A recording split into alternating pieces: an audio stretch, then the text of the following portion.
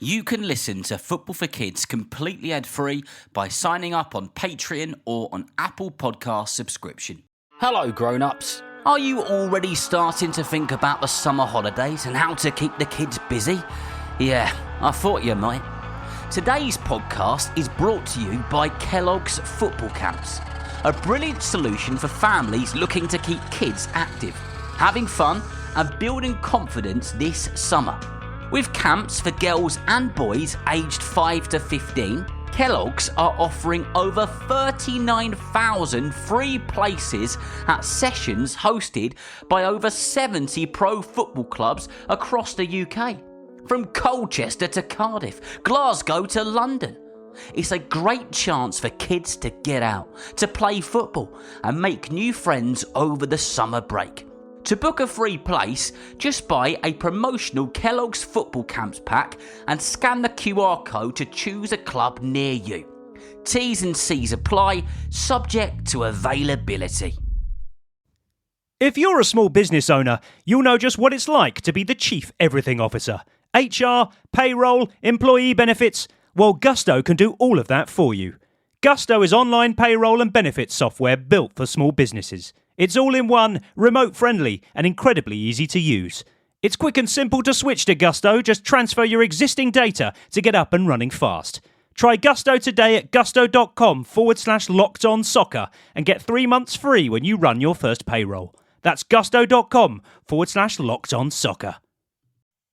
Tee off on the Turkish Riviera, Europe's premier golf destination. With championship courses in Belek and Antalya, luxury all-inclusive resorts and year-round sunshine, it is the perfect getaway under the Mediterranean sun. Play immaculate fairways designed by golf legends, then unwind beside stunning beaches and 5-star hospitality. Search Turkey on TripAdvisor now to book your ultimate golf holiday in the Turkish Riviera.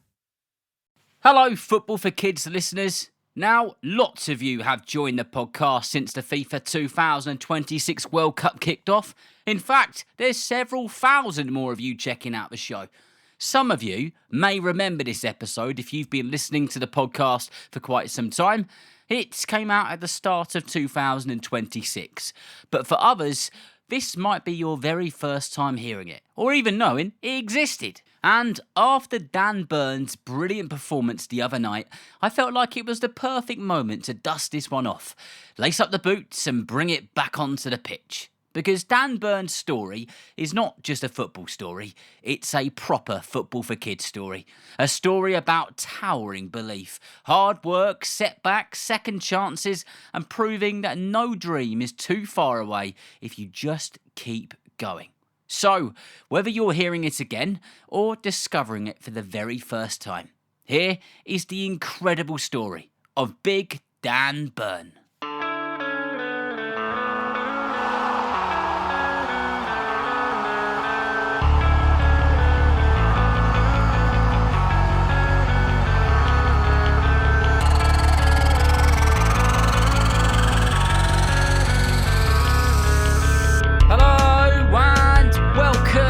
To the Football for Kids podcast with me, Darren Rees, and welcome to an episode which warms you to your core. A story of a man who went from a fan to a bit of a club legend, and somebody who is still playing for that club today. Of course, in this episode, we're going to be talking about the 6'7" Newcastle United defender, Dan Burn.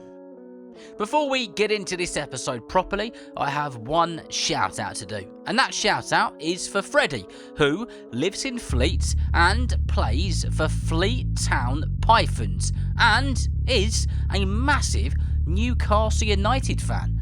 So Freddie, a massive thank you to you for being a listener of the podcast. A huge shout out to everybody at Fleet Town Pythons. And look at that, your shout out has landed on a Newcastle United player. So I really hope that you enjoy this episode. And remember, if you'd like a shout out, then please ask an adult to get in contact via the email address, which is darren@footballforkidspodcast.com. Or you can leave a 5-star review on Apple Podcast, or you can reply to one of the episodes on Spotify. So then, let's get into it, shall we? On Dan Burn, a 6'7", black and white defending machine. Daniel Johnson Burn was born on the 9th of May 1992 in Blyth, a coastal town in Northumberland, shaped by shipyards, hard work and a strong community spirit. From a very young age, football was everywhere in his life. It was widely reported that Newcastle United was a huge part of the Burn household from the very start. Dan grew up as a supporter, not as a superstar of a club. He was just a kid who loved Newcastle. His parents, David and Kay, are reported to have taken Dan and his brother Jack to many matches. The family were season ticket holders at St James's Park, sitting in the East End week after week, rain or shine. They were there to cheer on their team. Dan's childhood lined up with what many fans remember as the golden years under Sir Bobby Robson, a legend of the game. He watched Champions League nights, big European games and fierce local derbies with Sunderland, soaking it all up from the stands and from the TV at home. It's also reported that he went to the 2000 FA Cup semi-final at Wembley, where Newcastle were beaten 2-1 by Chelsea. Dan's own football journey began around at the age of 6 or 7. Okay, there's kids everywhere now doing the 6-7 meme. Apologies parents, I won't do it again. Despite being a towering defender later on, Dan actually started out as a goalkeeper. I mean, it makes sense, doesn't it? Because he was already so tall for his age, and he was often put into goal, a position that it's reported he played until he was around 14 years old. At that point, he was not necessarily dreaming of playing in the Premier League. He was just a Newcastle United fan with muddy boots, big dreams and a long, long road ahead. When Dan Burn was around 11 years old, something happened that almost ended his football story before it even began. So the story goes is Dan had been spotted by scouts at Newcastle United. And let's not forget the team which he supported, Newcastle United. He joined the club's development centre. For a local lad, this felt like a dream had come true. He was a Newcastle United diehard fan, training with Newcastle, wearing the badge on his kit.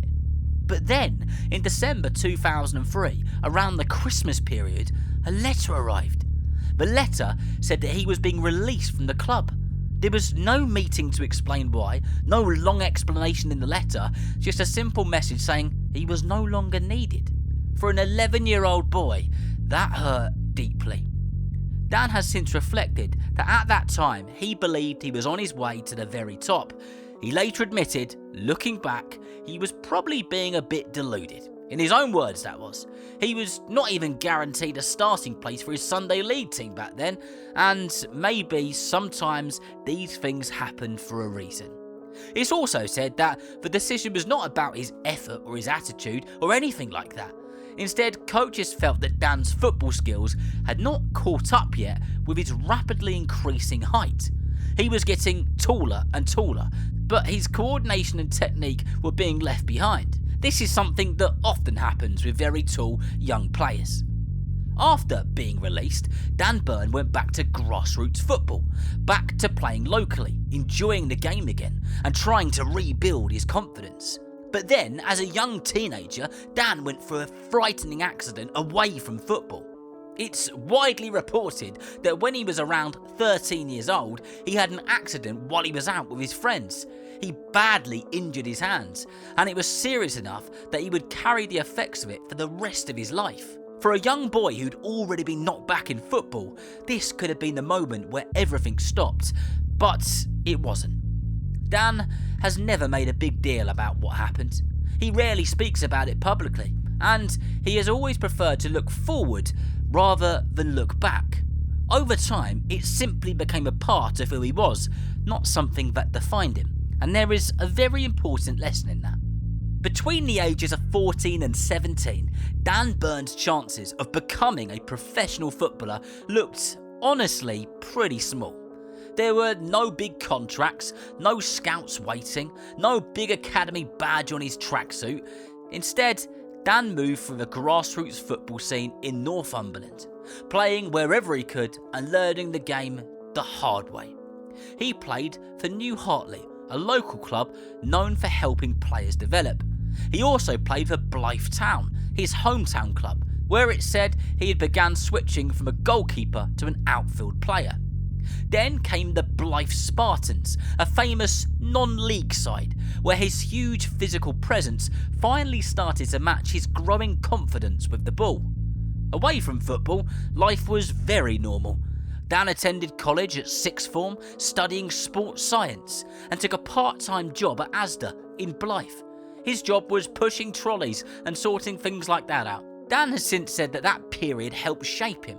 It taught him how to graft, how to work hard, and how to appreciate every opportunity which presents itself. He felt it gave him an edge over academy players who had never experienced that kind of work and that kind of routine. It gave him a different type of hunger. While others were dreaming, Dan was doing, and slowly, quietly, it started to pay off. In July 2009, something finally changed. While playing for Blythe Spartans, Dan Burns was spotted by scouts from Darlington, who, at the time, were playing in League Two. At 17 years old, Dan signed a contract. This was very late by footballing standards. Where many professionals have already been in academies for years, for Dan, his door was just opening. I guess, for a second time. Darlington, however, were going through some serious financial problems at the time. It's said that the club had to operate with very, very little money, to the point where players were washing their own kits, sorting their own food, and they didn't really get any of the comforts which are linked to professional football today. Dan also had to travel a very long way. He commuted around 2 hours to get to Darlington, and he would do that journey over and over again. But his senior debut ended up coming sooner than expected. It was the 12th of December 2009, during an injury crisis. Dan came on as a substitute after 9 minutes against Torquay United. Darlington lost the match 5-0, but the score didn't matter. Dan later recalled being over the moon after years of setbacks, hard work and doubt. And it was in December, around the same time that letter arrived when he was being released by Newcastle. He was being a professional footballer. In 2011, Dan Burns' life changed again. He moved south to join Fulham. It was a big step both in football and in life. For a lad from the northeast, London felt like another world. Dan arrived for his medical at Craven Cottage, which is the home of Fulham. He was wearing a full-on suit and cufflinks. He wanted to impress. He was taking this very seriously. Staff at the club are said to have found this amusing because people just didn't really do this. But it also said something important about Dan. He took things very seriously.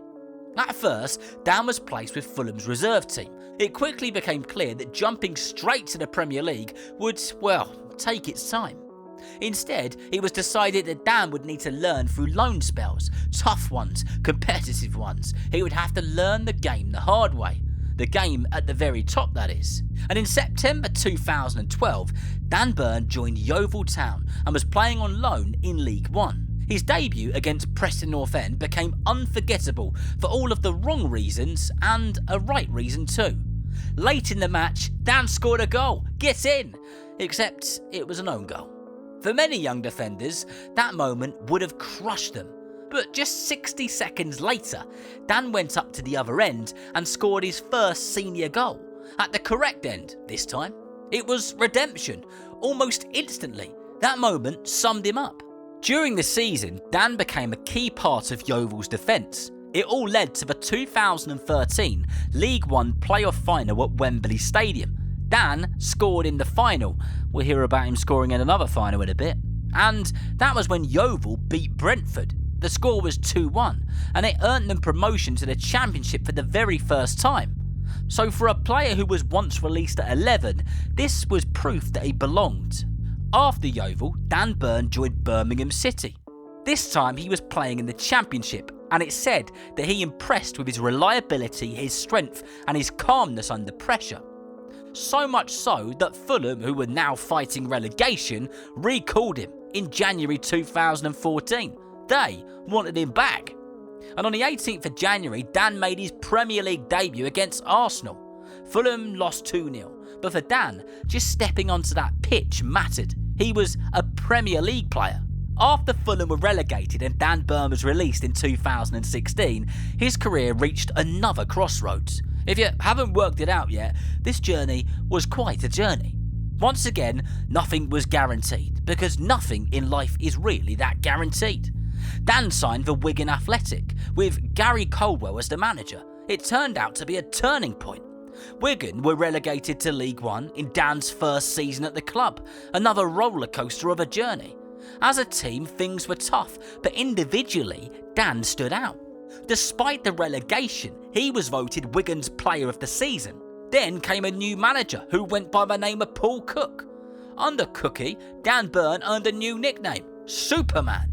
It was not because he could fly or wore his underpants over his trousers, but because in the air he felt unbeatable. Header after header, that 6'7" frame of him would jump and he would do clearance after clearance. Opponents simply couldn't get it past him.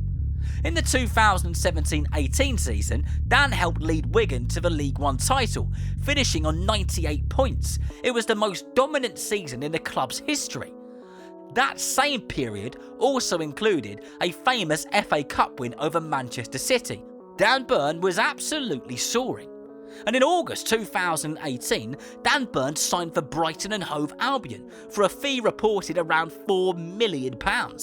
His arrival closely followed the appointment of the then manager Graham Potter, whose ideas would quietly reshape Dan's career. Despite his height, Potter liked to have Dan playing as a left-back, trusting his movement, passing and reading the game. For many observers, this went against traditional thinking. For Dan Burn, it seemed to unlock something new.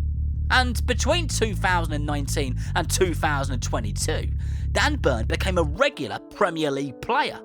He made his league debut for Brighton on the 10th of August 2019 in a 3-0 win against Watford. Over the following seasons, he made more than 70 league appearances and scored as well.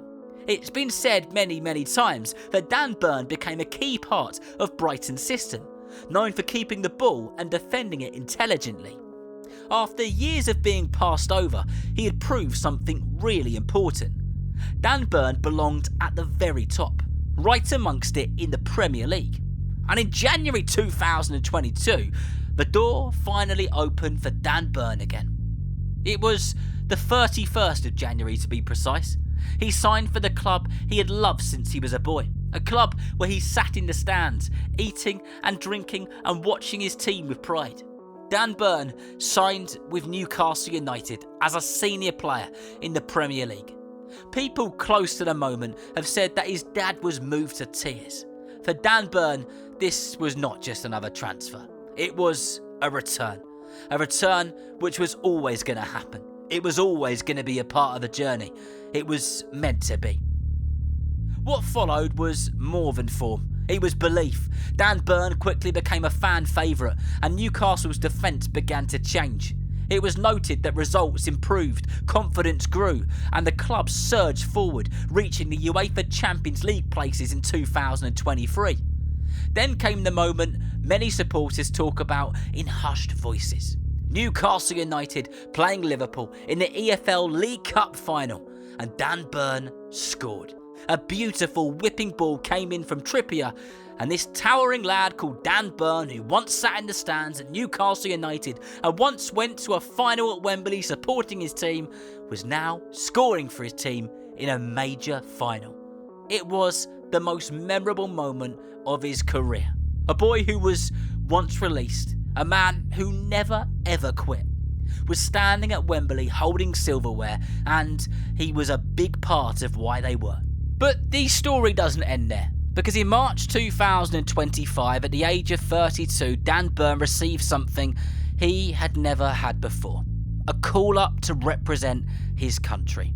You see, Dan had never represented England at any youth level. No under 16s, under 21s or anything like that, which we so often hear. He was selected for the senior squad by Thomas Tuchel. Those close to the situation have described the moment as a whirlwind. Tuchel is reported to have personally FaceTimed Dan to tell him the news, even joking about his famously early bedtime. after everything, after the releases, the setbacks, the relegations, the long, hard road, at 32 years old, Dan Burn hadn't only lifted a trophy and scored in a final for his boyhood club, but he would be representing his country. It was proof that, in football, sometimes the longest journeys lead to the proudest of moments. Dan Burn's story is not about going through the academy system from the start to the finish. It's about refusing to disappear. It's about being told no at 11 and carrying on anyway. About empty pitches, cold mornings, long journeys, pushing trolleys in a wet car park, and quietly self-believing at every moment of every day. Because giving up is the only thing that truly ends a story. Dan Burn kept going and kept going and kept going. And it is as simple as that. So remember, if you know someone who loves football just as much as you do, then please tell them about the Football for Kids podcast. And whether you're playing football soon, watching it on the telly or pitch side, I hope that you enjoy the game. See you next time.